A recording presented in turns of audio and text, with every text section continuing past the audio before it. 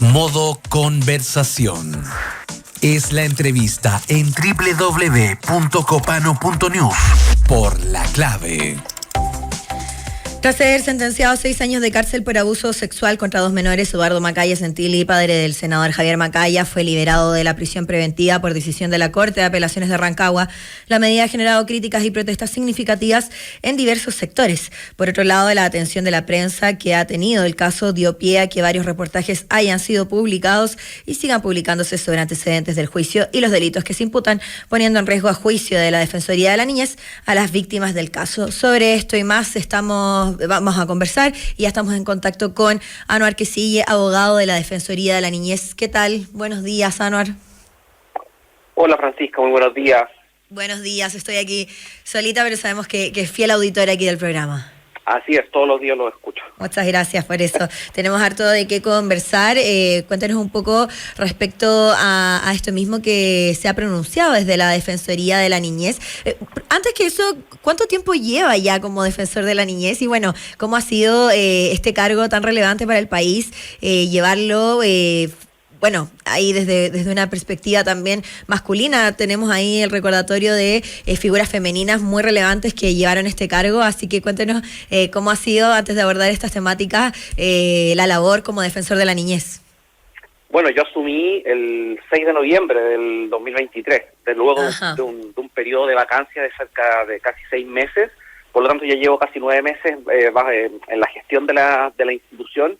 Y claramente ha sido algo bien, yo diría, desafiante desde el punto de vista no solo de la estrategia de la Defensoría, sino que también desde los desafíos que día a día y las contingencias que van surgiendo en materia de niñez y adolescencia, temas de seguridad, exploración sexual, violencia en general, que son temas que, si bien con los cuales uno puede contar con una estrategia, hay que tener la capacidad, y eso también es un punto muy positivo de parte de los equipos de la Defensoría, de poder ir respondiendo a la contingencia, pero no perder de vista lo importante, que es cómo se garantiza la protección integral de la niñez y la adolescencia. Y eso claramente es un tema que se va construyendo día a día, independiente de las planificaciones que hay en la Defensoría de la Niñez.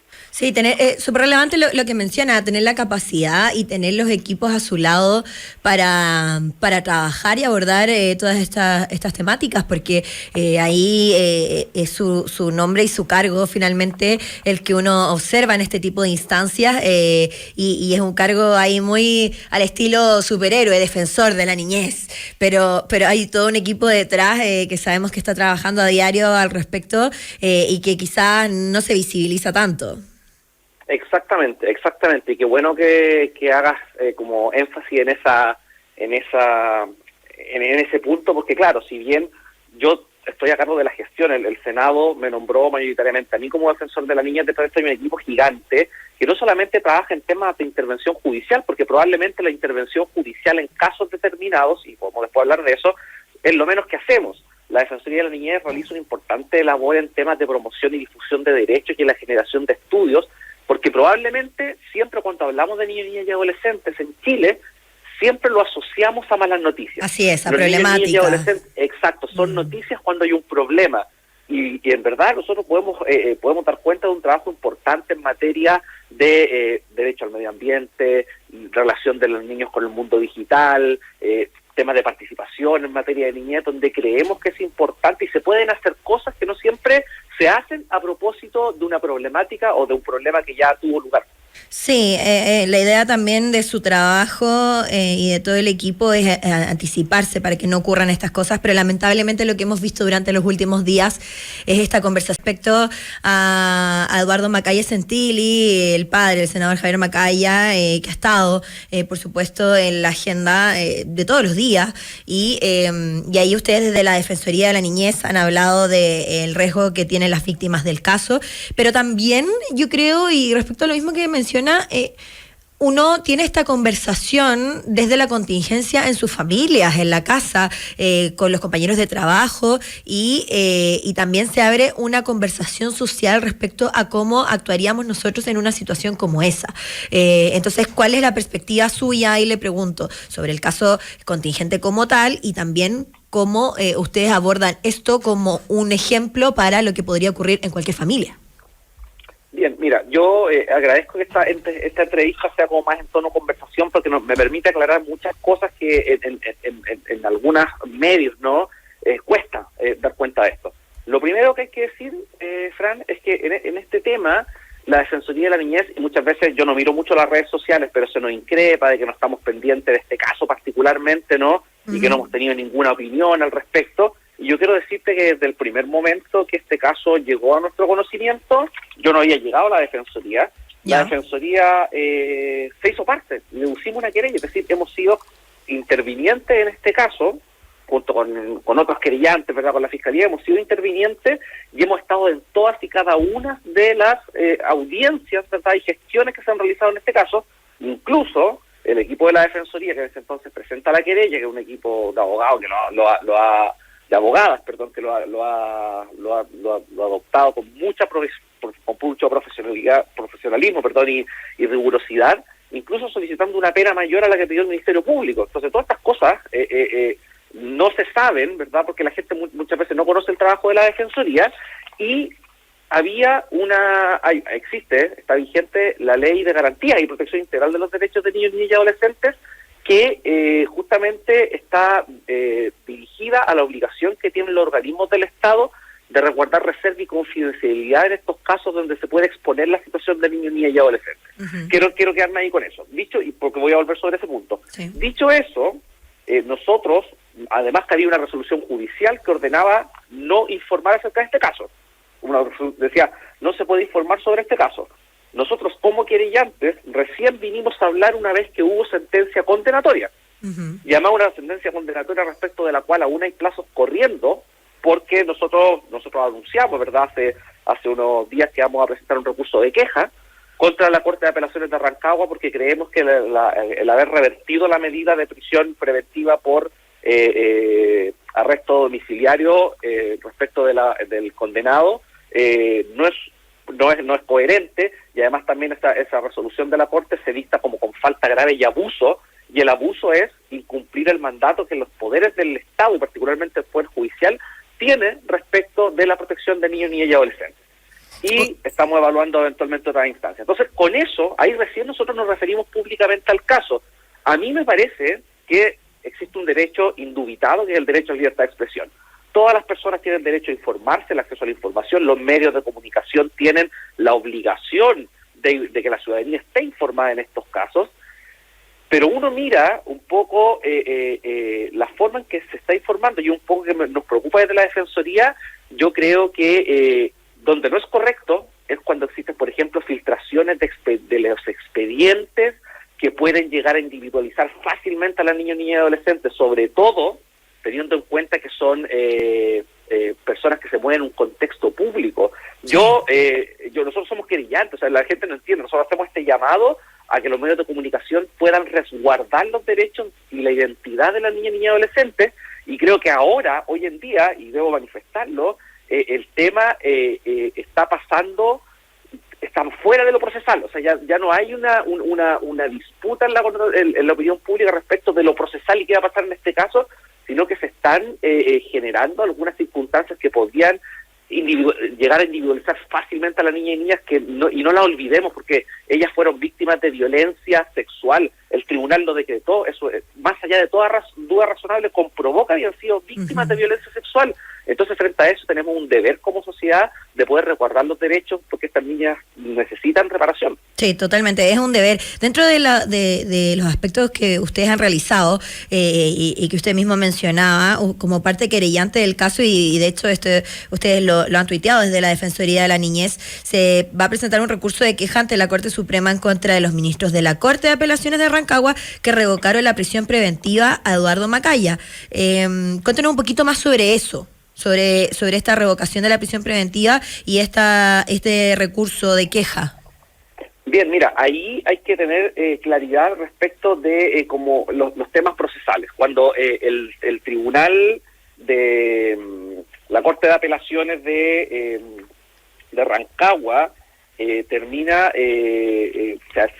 la defensa apela de la resolución que decretó la prisión preventiva cuando se leyó el fallo. Se lee el fallo el día 19 de julio, ¿no?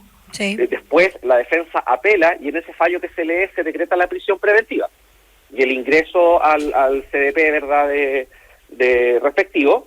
Y luego el 20 de julio la defensa apela y la Corte de Apelaciones de Rancagua, ¿verdad?, desestima los argumentos del Tribunal Oral en lo Penal de San Fernando y ordena revocar la prisión preventiva, mantiene la caución y decreta el arresto domiciliario, que es la situación que actualmente existe. Sí. Respecto de esa resolución de la Corte, no procede ningún recurso. O sea, uno no puede apelar respecto de esa resolución. No se puede ir a la Corte Suprema, por decirlo de alguna forma, y apelar de esa resolución de la Corte. No proceden recursos, pero existe una norma específica que indica que cuando las resoluciones judiciales son pronunciadas con falta y abuso grave del derecho, existe un recurso específico contra el tribunal y contra los jueces que dictaron esa resolución, que es el denominado recurso de queja, que no es una apelación a la resolución, sino que es un recurso frente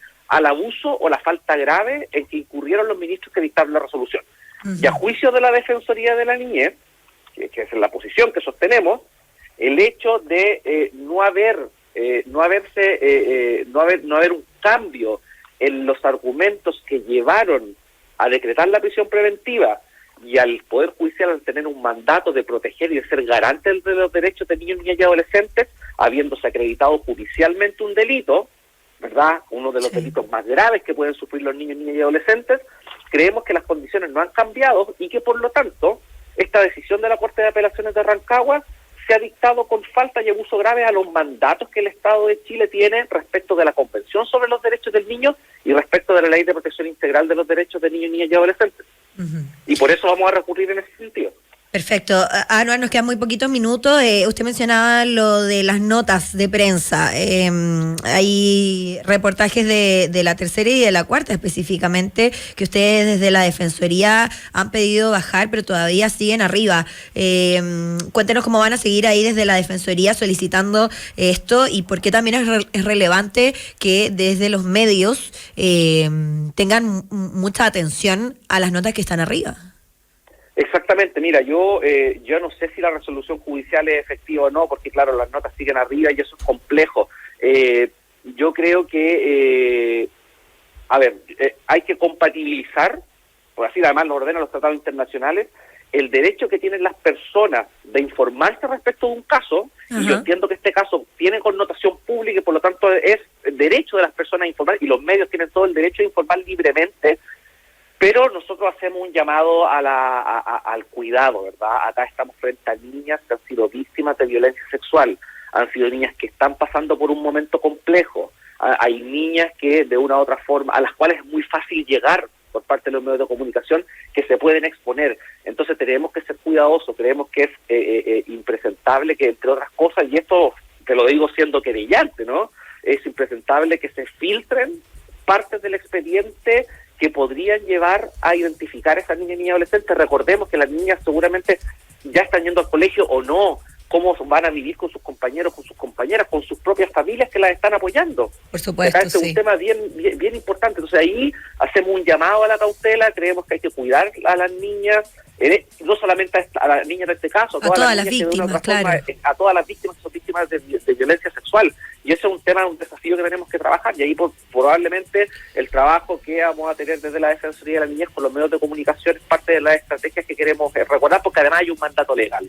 Sí, un trabajo arduo que tienen que tener constantemente y se lo mencionaba al principio, que también desde este tema bastante público, desde el vínculo a una figura política, también surge una conversación que de seguro muchos hemos tenido con nuestras familias, con los hijos, con no solo los menores, sino que también cómo sería nuestra posición respecto a una situación así en cualquier circunstancia familiar o vincular. Entonces también es relevante esa labor desde la Defensoría de la Niñez, por supuesto, y como usted también mencionaba, súper relevante que no sea esta conversación solo cuando ocurren estos casos negativos, sino que y cuando hay un juicio de por medio, sino que también cuando ustedes nos vengan a contar sobre estudios, sobre diferentes otros trabajos que están haciendo desde la Defensoría. Lo dejamos invitado para una ocasión como esa.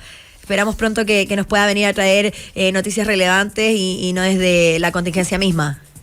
Sin duda, Fran, yo feliz, disponible de estar ahí presente en la próxima oportunidad y ojalá estar presencialmente. Hoy lamentablemente no pude, pero de todas maneras no hay problema. Además estamos aquí cerquita de la Defensoría de la Niñez, queda muy cerquita de la radio. Yo paso siempre. A 290 metros por Google Maps. Sí, paso siempre por ahí y están trabajando hasta bastante tarde, así que un abrazo para toda la gente que está ahí trabajando constantemente en esta labor súper relevante para el país, para la sociedad, la Defensoría de la Niñez.